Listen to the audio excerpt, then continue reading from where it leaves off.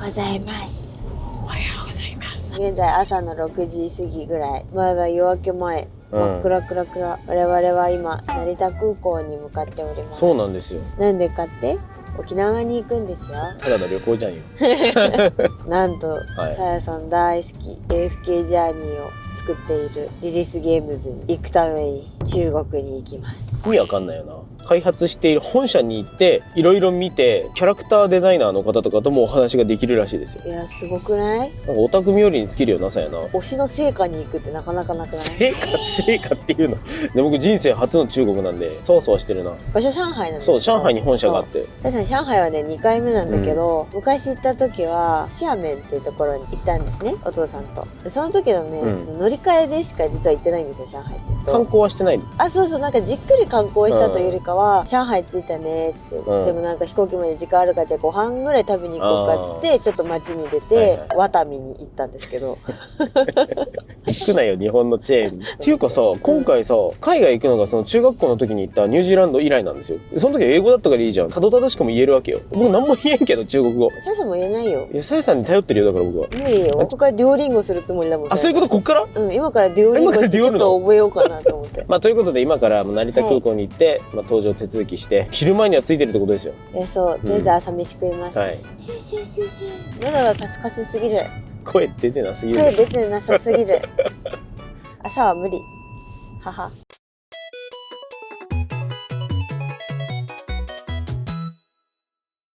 まるで空港だ。ね国際線なんかもう記憶ゼロなんだけど、ねすごい柵がめんどくさそう。そう、確かに。乗ります。乗ります。空港です。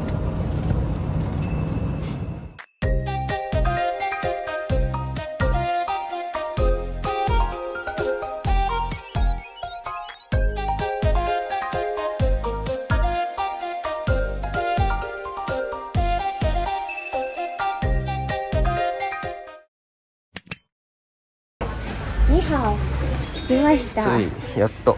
でもなんかねあんまり着いた感じしないんだよね。もう早速迎えに来てくれるらしいので、ホテルに荷物置いたらもうリリースゲームズなんでやばい、心楽しみだね。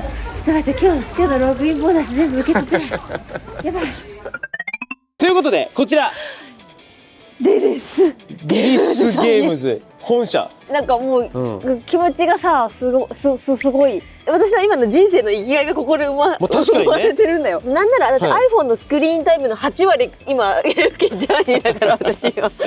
いや本当にやってるの。めちゃくちゃやってるんですよ。そう、いや本当に、AFK ジャーニーというゲームのデザインだとかね、ゲームクリエイターさんとか目指してる方とかも必見な情報があると見れるかもしれないということなので、そう今日は社内の様子とかを見せていただいたりとか、開発しているキャラクターデザイナーさんとか、背景デザイナーの方にインタビューもできるということで、それを楽しみにやっていきたいと。最先端ゲームが作られてる場所だよ。確かにな。やばい、もう本当へそから目が出そう。出たらええねんじゃあ早速行きましょうか。やばい絶対やばい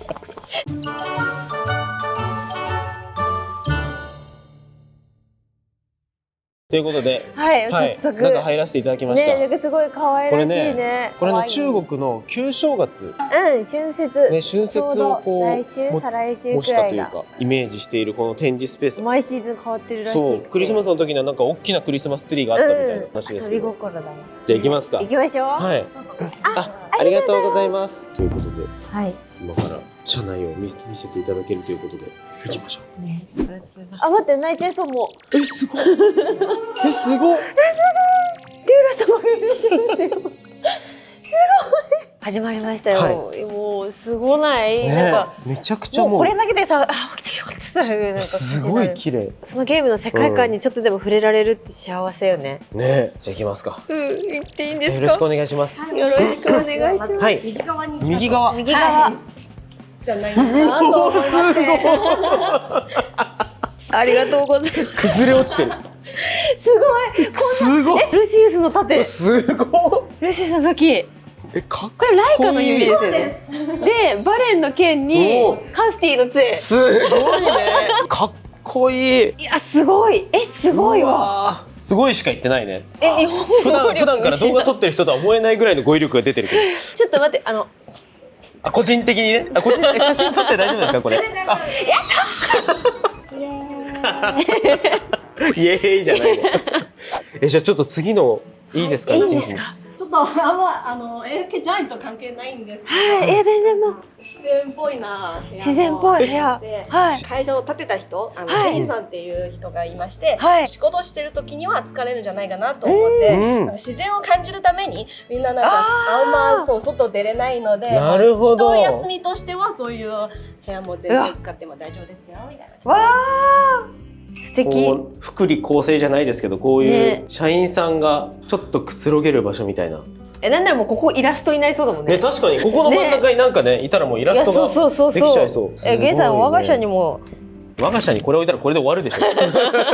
図書館もありまして、誰でも使えるようにしてます。うわー、すごい。なんかいい空間。めちゃくちゃ素敵。この空間がまたなんか上がすごいね。デザインが良くないか。すごいぞ。わここもなんかイラストっていうかなんか、そういう世界観の場所みたいな。本当に。世界観台無しにする人がここに。確かにね。でもなんかすごい観光客みたいな感じになってます。うちの会社もサークルとかも結構いっぱいありまして、あの辺なんかそういうテーブルでやるゲームとかも、ボードゲームみたいな。ボードゲームいっぱいあるなと思って。すごいですねこれ。何かを創作するっていうことに対していいものが全部あるみたいな、そういう環境なんですね。そうだね。こうアイディアをこう生み出すためにこう環境を整えてるっていう感じが素敵。いやすごいですよこれ。もうとんでもなくないですかこれ。ねえ。あのバレンの剣っていくらするんですか。買おうとするな。非売品ですよ。なんかわかりますかこれモチーフしたもの。ミステリーハウスですか。そうなんですよ。あれをモチーフして作ったカフェのところなんですよ。すごい。なんかこの感じ、この感じ。ゲームの画面になるとやっぱそこでガチャポチって押すとガチャ出てくるじゃないですか。そうですね。そこでコーヒーとかも注文できます。すごい。ゲーム内だとあそこにドリーちゃんがいる。ね、ドリーちゃんがいるとこだ。ね、入ってもいいですか。全然どうぞどうぞ。ゲイさん、寝てて。はい。背景にいる人。すごい。いるのがさやさんだからなんかシュールなんだ。ごめん。ここにだから AFK っぽいさやを入れとく必要がある。じゃあうさ耳生やしといてじゃあ。うさ耳でいいんだ。うさ耳長めのうさ耳生やしといてほしい。ずっと楽しい。どうしよう。テーマパークやん。いや本当に。これ AFK ジャーニーのファンの方みんな来た方がいい。そんなみんな来ても困るんですよね。確かにね。皆さんのお仕事の邪魔になってしまう。いや本当に。はい、ということで皆さんこちら来てしまいました。来てしまいました。リリースゲームズ本社の3階のなんかめっちゃすごいところです。なんかめっちゃすごいところに来てしまいました。見てほら、なんかもうこのいい感じに。でもこれも散々さっきからね、これ日本の発売をお待ちしてます。一生言い続けてるんですけど。ということで、本日はなんとそうなんです。AFK ジャーニーを開発というかもうデザインをされているお二方にいらしていただきました。直接インタビューさせていただくっていう。ということでじゃあまずは2人の自己紹介からよろしくお願いします。AFK ジャーニーのオープンワールド背景アートデザイナージーンと申します。主に担当しているのは AFK ジャーニーの世界全体のデザインです。一部のショーの街のプランニングやエコロジーの設定も私が担当しています。AFK ジャーニーのキャラクターデザイナーでナツと申します。主にゲーム内のキャラクターのデザインを担当しています。また今後追加される種族についても私が担当します。あと一部の NPC やモンスターのデザインもやっています。ありがとうございます。ジンさんとナツさんです。よろしくお願いします。よろしくお願いします。よろしくお願いします。本日さやがいろいろ一番聞きたいんだろうけど緊張でインタビューができないとのことなので僕がインタビューをさせていただきますのでよろしくお願いします。お願いします。2人がゲーム業界を志したきっかけっていうのをお聞きしたいんですけれども。私は大学でアニメーションを専攻していました。もともと日本のアニメが好きだったのでその道を選んだんです。でも勉強するうちにアニメを作ることよりもアニメの中のシーン、つまり静止した背景をデザインする方が好きだと気づきました。それで卒業後はアニメ会社よりゲーム会社の方が多かったこともあって自然とゲームのシーンデザインへと転向しました。アニメからゲームにということですね。わあすごい。よろしくお願いします。実は私、鳥山明先生の影響を受けています。高校の時に初めて読んだ漫画がドラゴンボールとドクタースランプあられちゃんだったんですが、その頃は特に何かをしたいとは思っていませんでした。でも大学に入ってからやっぱり絵を描きたいって思うようになったんです。ただ全く基礎がなかったので、もうダメかもって思いました。でも鳥山明先生もデザイン出身だと知って、自分も彼みたいになれるかもって思ったんです。大学のデザイン学科ならそこまで技術の基礎的な知識がなくても大丈夫かもって考えて、そこから美術を学び始めました。その時期にゲームにもたくさん触れるようになって、卒業後はゲーム会社に入りました。確かに鳥山先生も最初デザイデザイナーナーだったもん。さんからそのまま漫画家にイラストレーターになったっていう経歴ですもんね。すごいな。でもなんかそれで言うと結構ルーツは一緒な感じ確かになんか不思議な感じですね。うん同じこう日本の鳥山先生っていうところに、うん僕たちもすごい好きですし。ね、大好き。こんなとこからうちの動画を見ている視聴者さんも絵を描くのが好きな方が多くて、なのでキャラクターデザインをしてる上で重要なポイントっていうのをご自身がデザインされたキャラクターを例に挙げてちょっと教えていただけると嬉しいです。私は気質だと思っています。もっと具体的に言うと、キャラクターの持つ特徴とか性格の表現ですよね。専門的なスキルを抜きにした場合、誰かがデザインしようと思った時、一番大事になってくるのは結局技術的なことよりも、その人がこれまでに見てきたものとか積み重ねてきた経験とか、遊んだゲーム、書いたもの、そういった全てが反映されることなんじゃないかって思っています。例えば私がデザインしたベルディアのダウナエというキャラクターがいますけど、彼女はベルディアのタンク役です。デザインする時に最初に思い浮かんだのは、宮崎駿監督のアニメ「天空の城ラピュタ」に出てくるおばあさんのイメージでした。すごく強そうで、見ているだけで安心感を与えてくれるんですよね。そのイメージをベースにベルディアの自然要素を組み合わせたりしながら、ダウナエのキャラクターができていったんです。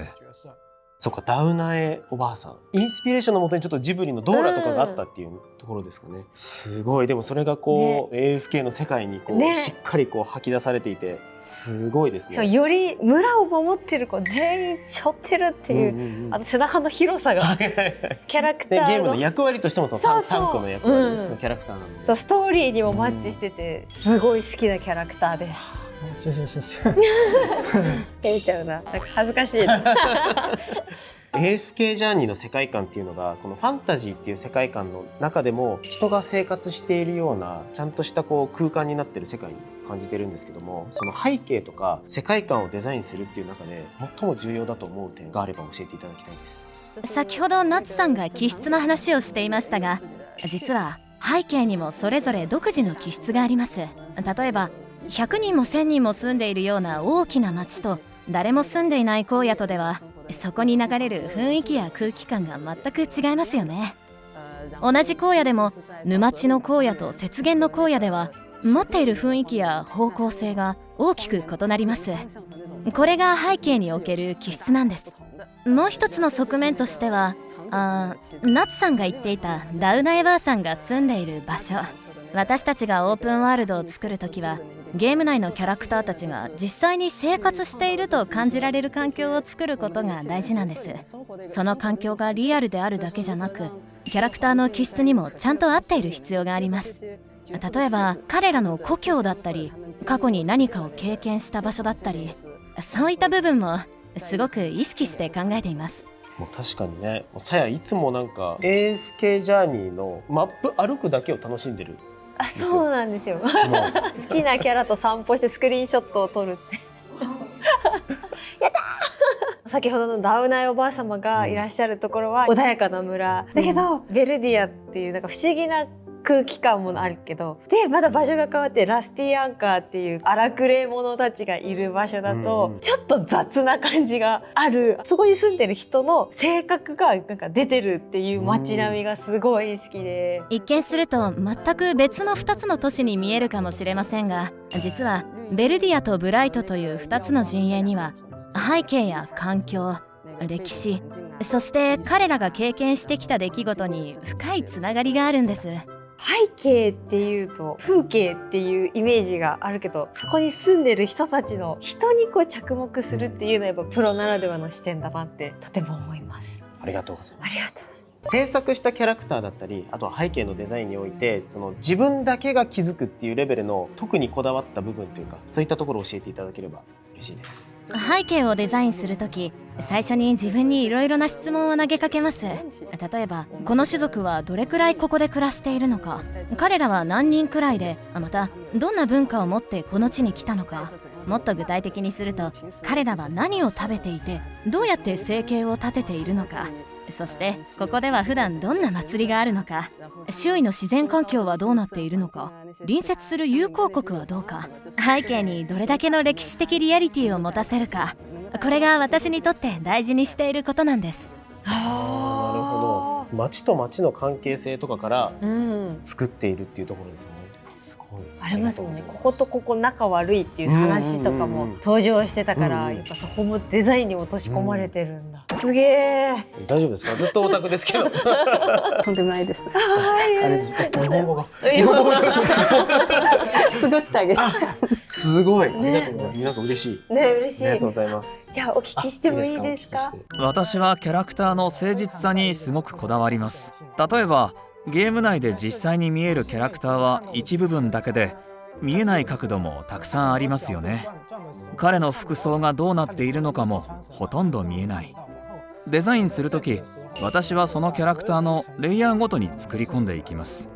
時には彼が服を脱いだ後の姿も考えたりします。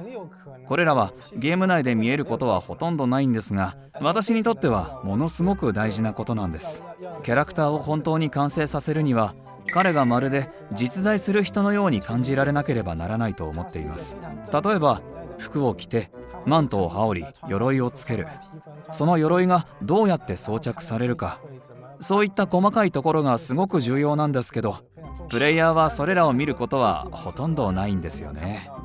すごい。ちょっとこれプレイヤー全部剥がしてみたいですよね。剥がしてとか言うとなんかツイッターでさ、みんな脱がされてるさ。まあ確かに確かに。パンアート用でね、しっかり中まで資料がすごい詳細にあって、なかなかあそこまで出てるゲームっていうか見ないなと思うので、オタクとしては助かりますよ。絵を描くタイプのオタクとしては非常に助かる。私の大好きなホーガン将軍をデザインされてると聞いて、もう私膝が大笑いですよ。嬉しすぎて。この後10階に見に行きましょホーガン将軍ですか？う。大丈夫です。見れますよ。ホーガン将軍。将軍将軍。日本語もめちゃめちゃになってる。いいですか？ちょっとこの後も見れるもん内容があるみたいなんで、ちょっとこれは楽しみにちょっとしていきたいと。楽しそうだね、ずっとね。お年玉だ。ホーガン将軍のファンに恨まれちゃうな。で、あとはちょっとゲームの公式という立場ではなく、もうお二人個人としての推してるポイントというか、そういうのがあればご自身の言葉でちょっと聞きたいなっていう、なんかわがままなんですけど。私はキャラクターデザインがすごく好きなんです。中でも特にキャラクターのアートスタイルだったり、ゲーム内での 3D モデルがすごく気に入っています。新しいキャラクターが登場するたびにレベルアップ画面を開いてモデルを回してあらゆる角度を見たり、スキルアニメーションをチェックしたりするのがとても楽しくて、どれも本当に美しいと感じます。私もこうですよ。そうですね。こうからこうですよ。毎日こうやってこう。最近拡大できるようになったんですよね。そう、これがアップデートね。アップデートで。見て見て。本当もうなんかキャラの視点に入ってまで見たいぐらいですもんね。見たい。じゃあお聞きしていいですか？私は AFK ジャーニーの全体的なビジュアルもとても好きなんです。美術を学んでいたので、このような世界観には特に惹かれますね。またキャラクターの多様性も魅力の一つだと感じていて、ゲーム内のキャラクターは他のゲームではなかなか見かけないようなユニークなキャラクターがたくさん登場していると感じています。中でも私が一番好きな場所は金麦村なんです。子供の頃、私は田舎に住んでいまして、秋になると実った小麦や水筒を収穫していました。広大な土地が一面金色に輝いていて、金麦村の風景がそれを思い出させてくれるんです。素敵。素敵。なんかそのご自身でこう携わってるゲームの中に原風景があるっていうのはすごい素敵ですね。ね、素敵。ありがとうございます。AFK ジャーニーにはその人間じゃなくて本当にいろんなね、種族が登場するんですけど、この本作品のキャラクターデザインだったり世界観を作っていくにあたってどのような形でインプットしていったかっていうのをお聞きしたいです。背景を作る際にはまず実際に存在する地域のリアルな風景を参考にしてみるんです。例えば旅立ちのショーの金麦村ではイタリアのトスカーナ地方の風景を参考にさせていただきました。また成績帳はドイツなど中央ヨーロッパの街並みを参考に背景を作らせていただきました。そして今回のエピソード3東野の残響では中国の東北部、例えばハルビンや長白山、ロシアのシベリア地方の風景も取り入れてみました。私たちのチームでは普段から休日や空いている時間に旅行をしており、実際に現地の風景を撮影したりと、そうしてインスピレーションを集めることが背景を作る上で非常に大切なことだと考えています。それに加えて実際には多くのゲームやアニメ、その他の文化作品からもインスピレーションを得ていますよ。例えばダークソウルやゼルダの伝説、ウィッチャーシリーズ、それにブラッドボーンなど人気のゲームからも大きな影響を受けています。こういったポピュラーな文化に加え、より伝統的な芸術家からもインスピレーションを得ています。例えば画家のシャガール、それとフリードリヒなどです。私たちのインスピレーションの源は非常に幅広いです。物作る人全員が参考にするというか同じことを考えた方がいいってすごい思いましたね。実際の場所とか、実際イタリアのトスカーナだったりトレンドのゲームからも吸収するわ、もう芸術家のところも行くわ、とにかく雑食で得たものが全て素晴らしい実際のクリエイティブに出てるっていうのがあると思うので、雑食でいるべきで、いやすごい何でも興味を持つべきだ、参考になります。チームのメンバーは時々遊びに出かけたり道端を歩いていると何かを見つけて、これゲームに取り入れられるかもと思うことがあります。でも分かるね。めちゃめちゃちょっとでもそれは共感すごいできて、今回僕たち初めて上海に来たんですけど、建物の造形とかが日本の風景と少し違うところとかバイクとかをちょっと写真をもうすでに来る前に何枚か撮ったりとかしてて、ありがとうございます。ありがとうございます。じゃあいかがでしょうか。私のインスピレーションの源は本当に多すぎて、どれがどれとはっきり言えないかもしれません。普段からいろいろなものを見ていて、特にどのメディアにこだわることなく何でも見ています。デザインをしているとその中からふとアイデアが思い浮かぶことがありまして、またキャラクターを企画する際、特に新しい種族を企画するときにはシリーズ作品を参考にすることが多いですかね。シリーズものを参考にすることで多くの難点を解決できるからです。そして私がプレイする多くのゲームの中でソウルライク系の作品が特に好きですね。もう一つはホローナイトも好きです。実を言うとこれらによく似ている要素がゲーム内に登場するかもしれませんが、今のところはネタバレを避けておきます。あともう一つ挙げるなら、私はコンプリート主義者です。例えばゼルダの伝説ブレスオブザワイルドはほぼ 100% の達成度でコログを全て集めました。すごいとんでもないですね。本当にいろんなことから触れて、いろんなゲームもやり込んで、しかも本当にもう数えきれないぐらいからやっぱりこうインプットされていて、ジンさんもナスさんもそこは共通されてるっていうか、そうだね、やっぱり大事だ。これは大事ですよ。これもみんな何にでも興味持つのはめちゃめちゃ大事ってことですよ。ありがとうございます。コログって900おるの？おるよ。金色のうんちもゲットしました。いや一番でかいやつがぼっくりみたいなやつがこの度はですね、AFK ジャーニー受賞されたということで本当におめでとうございます。おめでとうございます。おめでとうございます。ありがとう。受賞について率直にどう思われますか？これは間違いなくとても嬉しいことです。なぜならこれは私が仕事を始めてから初めて関わった大きなプロジェクトだからです。制作したものがこんなにも多くの人に好まれ、特に夏目さんち様のような方々に応援していただけることは非常に嬉しいです。私はこの2つの賞の存在自体全く知りませんでした。ある日突然私たちのゲームが受賞したと発表されて、ちょっと確認してみたら本当に賞をいただけていて驚きました。それからしばらくしてまた受賞したと聞いて、前回も受賞したのに同じじゃないのと思ったんですが実際には2つの賞をいただいていて非常に驚きました。普段私は仕事に没頭してしまってこういったことにはあまり関心がなかったのですが、こんなに多くの賞をいただいたのは初めてだったので、やっぱりとっても嬉しかったですね。こちらこそですよ。もう本当作ってくださってありがとうございます。ありがとうございます。受賞のお知らせを見た時はすごい嬉しかった。さやも一緒になってなんかめちゃくちゃ喜んでて、すごい勢いで僕の方に来て「受賞してる!」って言って。びっくりだったけどすごい嬉しかった。ね、もうそもそも夏目さんちって見たことってありますか？マーリンって一体誰なんですか？これは制作の中の苦悩だね。そうですね。スキンとか欲しいですね。すごいまたわがまま言っちゃった。もうなんだって？ちょっと待って、嬉しくて泣きそう。やります。1週間ぐらいご飯食べなくても生きていけそうだもん。本当ですか？うん、2人本日は本当にありがとうござありがいました。とうございました。じゃあ最後に皆さんに伝えたいことなどあればよろしくお願いします。お願いします。私たちのゲームを気に入ってくださり本当にありがとうございます。皆様の応援を糧により良いコンテンツをお届けできるよう努めます。ありがとうございました。皆様からの声援が新しいキャラクター作りの原動力になります。本当にありがとうございます。本日は本当にお二人ともありがとうございました。ありがとうございました。でも本当に心の底から応援しております。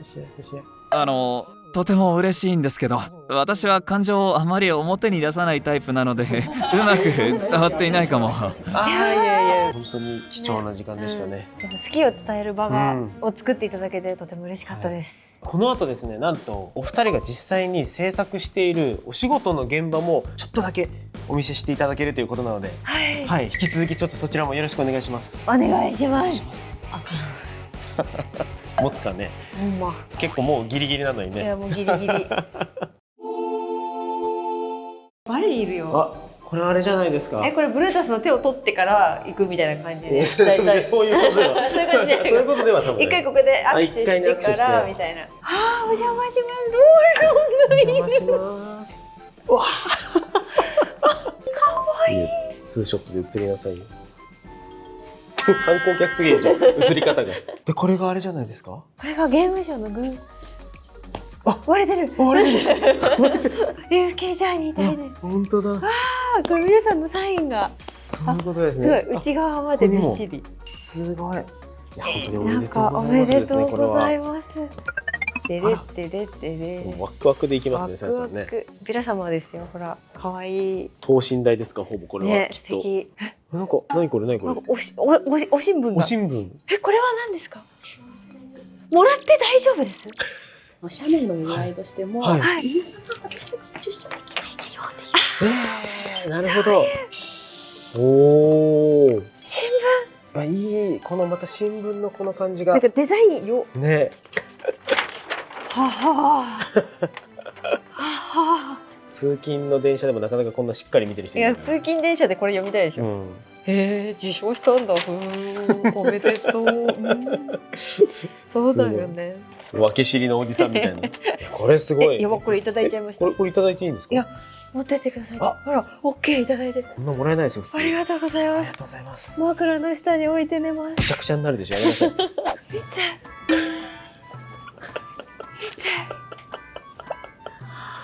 よかったね。ちょっとサイズ感が良くないの。メイこんぐらいだから。このぐらいだ。そう。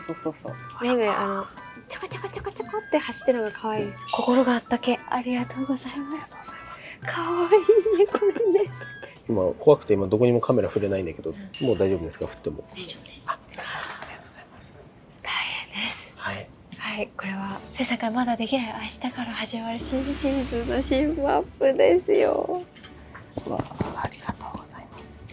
なんかこの開発感ある画面で見れるってレアではないですか。北欧のちょっと可愛らしい街だけどってところが新シーズンの気になるところなんだよね。このゲームを開発してる方のこの空間というか、インプットするものがね、確かにデスクに溢れてるよね、皆さん。ジョジョと木狼まで手持ちポケモンなんでしょうね。キラークイーンと木狼が同じポーズしてますよ。あうわ、すごい。書いてらっしゃる。手書きで一回書いてらっしゃるんですね。この画面ですよ、皆さんこれ。ね、すごい。すごい。こうやってデザインが作られて 3D になってって、うわーすごい。こういう時に使ってるブラシっていうのはオリジナルで作ったブラシとかも入ってるんですか？自分で作った。うわ、そうなんですね。じゃあ AFK ジャーニーのチームで皆さんで作り上げた、待って冬版と普通、そういうこと？そうですね。あ、やっぱりそうだ。季節ごとにこうやってイねえメージを作られていあれく。キャラクターがこう真ん中にはいはいはい一応置いてイメージをこうつかみながら、一箇所一箇所世界こうやって作ってるって考えると、もうさやの遊び方正しかったんだよ。よかった。じっくり見るためにお散歩しようとかってやってるんで、うわーこうやって作ってらっしゃるのを見るとはかどりますね。今後はかもどります。よりじっくり見たいなっていう気持ちになる。実際ありがとうございました。本当にありがありがとうございました。頑張ってください。大変だ。大変だよ。すごくないですか？天皇グラス、これこそまさにAFK アリーナの感じのね。ベリンダとルシウスがいる感じです。ね。全部がさ、うん。 AFK じゃない。そう、上の部分とかね。あ、ちょっとそうそうそう、陣分かれちゃうんです営のね、けどそうそう旗がかかってて、垂れ幕みたいになってて、すごいね今日。なんかさや今日すごい経験をしてるよ。ゲームこうやって作ってんのみたいいやなんなさ、かそう驚きがすごくて、そうなんだよ。そう。自分たちでも絵を描いてるから当たり前なんだけど、いいじゃんってなったりとかするよね。いつまだまだちょっと見せていただけるということで。ちょっとねナッツさんのやつも見せていただけるということなので楽しみに行きいやましょう。そうだよ、本当。ちょっと心臓を強固にして頑張っていきましょう。行きましょ行きましょう。いや、見ちゃいけないものが見ちゃいけないものを見てる気がする。そこ取れるんだ。全部取れるんだ。なんか見ちゃいけないものを見せる気がする。うわ何か。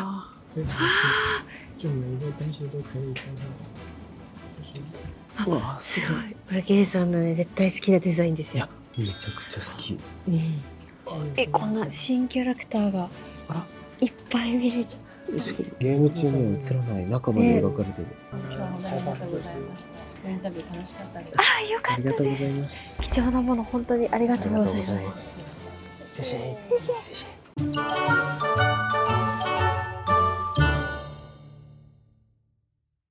はい。ということで夜です。ね。もう昼間に来たのにね、もうこんなに夜が更けてしまったんですけど、はい。いやどうでした？すごい一日やった。なんかもうずーっと聞こえてくる情報がさ、好きなゲームの話だからまあ、そりゃさ。そうだよね。ね、もう心の冷蔵庫パンパン。うまく調理して幸せになるしかないわ。はい。貴重なところ見させていただいたり、はい。インタビューですごいお話を聞いたり、うん。クリエイティブチームの現場も見れたり、もうお腹いっぱいですね。お腹いっぱいいっぱいすぎる。リリースゲームズさんってこんなにさ、うん。お外に出されたことってあるのかしら。もしかしたら本邦初公開な場所もあったりとかするんですか。日本初公日開だって。本初公開ですよ。今だよこの情報。今この情報でリリースゲームズさんのこんなに素敵な社屋がう日本に出てなかったということでん。なんと出すことができました。夏目さん家で出しちゃった。ありがとうございます。ありがとうございます。ということでこれからも夏目さんちは AFK ジャーニーを応援していきますので、こんなにこだわりの詰まったゲームなんだよっていうのも今日見ていただいた方は分かったと思いますので、ぜひ概要欄からチェックしてみてください。してみてください。はいさやさんと一緒にマーリン様の魅力に溺れましょう。なんかずっとキモいんだよな、まあちょっとじっとりはしてるよね。今日。なんかちょっとじっとりしてるよね。じっとりはしてるけどなんかまあしょうがない湿度高いよね、なんかもう。しょうがないね。許してくれるか。まあ愛ゆえに愛ゆえに、はい本当うんにクリエイティブの最先端でお仕事されてる方々のね、エッセンスをちょっといただいたオタク的な元気いやと、そうだねこうクリエイターとしてのあるべき姿勢というものそうですねもちょっと見せていただいたので、これはなんそのか熱を生かしてこの後のね、はいぜひ作画シーンまでご覧ください。どうぞ。さあということでさやさんはい今回のテーマはいやもうこの気持ちをはい。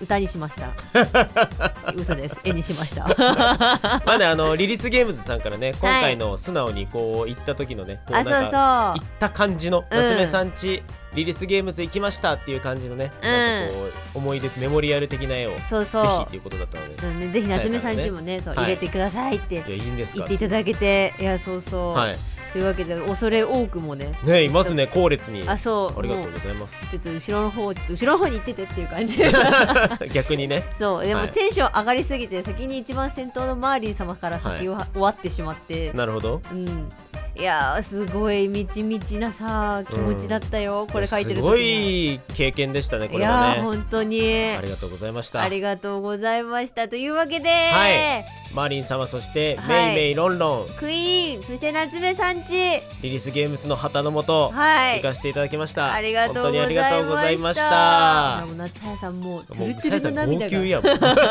やここにも溢れてしまいました。もう溢れんばかりの気持ちがいやでも本当にね、なんかいやすごい、なんかいやよかったねさやっていう、本当にもう本当になんか僕ずっとその気持ちだった、うんでずっと保護者気分だったわ。もうね、上海の方角に向かって今もずっと祈ってるもんね。本当にありがとうございました。生きてる。